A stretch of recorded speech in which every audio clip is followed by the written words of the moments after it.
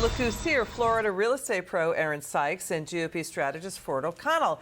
It's a pleasure having both of you on. Thanks for spending time with us. Okay, first this, Ford. I want your reaction to MSNBC's Joy Reid attacking Florida Governor Ron DeSantis. Watch this.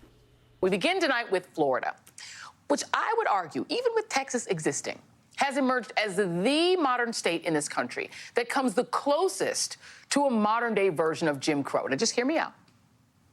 If there is a state that better exemplifies the rot of MAGA Republican rule than the state of Florida that the governor has named in very Orwellian fashion the free state of Florida, I honestly don't know where it is, don't know what it is. You know, so, Ford, we listened to the rest of the sound. There was hardly any facts in there.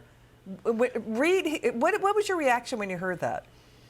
Look, I didn't know that freedom was a bad word, but this attack should come as a surprise to no one. MSNBC is the go-to political public relations arm of the Democratic Party. They are attacking Ron DeSantis because he's America's governor for how he pushed back on COVID. They realize he could be the president in 2024, and they're trying to tarnish him now at a time when America's tuned into politics. You know, Erin, Joy Reid has used similar language when attacking Georgia's voting laws in the past. So has President Biden.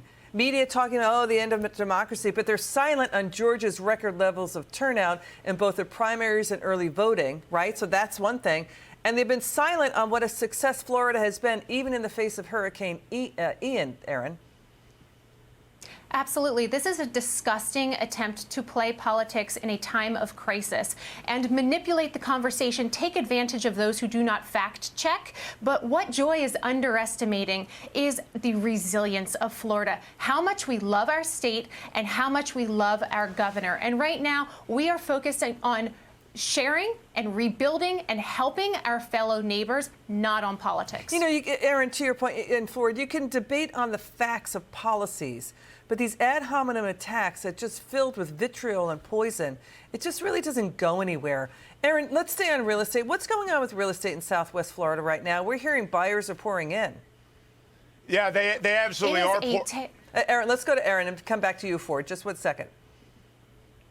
It is a tale of two cities in Southwest Florida right now. We have areas like Naples that are super luxurious and high-end, where we have individuals who have the deep pockets to be able to remediate and rebuild in a more immediate fashion. Plus, their homes were built up to code. They were built with CBS construction, impact glass, concrete barriers. So they really did not see the same destruction that other areas like Cape Coral and Sanibel Island did. And unfortunately, the destruction there is really an infrastructure level. So we have many individuals who do not have the reserves to begin to rebuild in those areas. However, they're also sitting on very valuable pieces of real estate. So because we have such a shortage of housing right now, particularly in Florida, where we have continued demand, we have investors flooding the area and offering individuals cash for lot value for their homes. These are not fire sales. These are full lot value. So at this point, many are not taking them because they know what they are sitting on, and they're going to find any way they can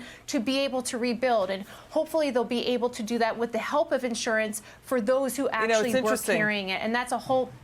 It's interesting what Erin just said, Ford, because Fort Myers has been the bullseye for 2 Category 4 hurricanes, 2 Cat 4s in less than 2 decades, Ford. Well, look, I'm a Southwest Floridian, and people are flocking back. I mean, both in the Fort Myers area and my parents down in Naples. And I will just tell you this. When you can walk on the beach in January, you have low crime, you don't have state income tax, and you only have 1% property tax, my heart goes out to my neighbors in Southwest Florida who are rebuilding their lives. But Florida and Southwest Florida will build back stronger. And to Erin's point, Governor DeSantis did such a great job that the Sanibel Causeway is up and running in under 3 weeks. You know, it would have been a different picture of maybe if Andrew Gillum had won for it. Final word. Yeah, that's exactly right. 34,000 votes, and Andrew Gillum would have been there. Florida would have been shut down during COVID, and we would have not had this great recovery that under Ian, under DeSantis. Erin, you got 10 seconds. Take it. Absolutely. So we love Florida. We believe in Florida. We know that we will rebuild stronger, better than ever. So come to Florida. We're still open for business. We always will be, thanks to Governor DeSantis. We'll have you back on soon, Erin and Ford. It's good to see you.